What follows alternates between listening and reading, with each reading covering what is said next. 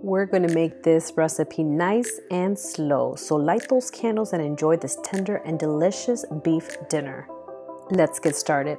Take 2 pounds of beef to the chopping board and cut into cubes. Dry the beef by patting with a paper towel. In a bowl, combine flour, paprika, salt, pepper, and garlic, and mix well. Heat 3 tablespoons of olive oil in a heavy bottom skillet. Sear the beef over medium-high heat until it browns. Transfer the beef to the slow cooker.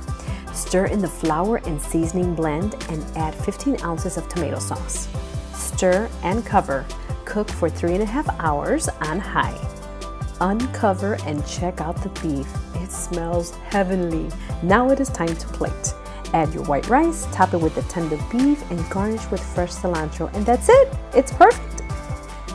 Enjoy.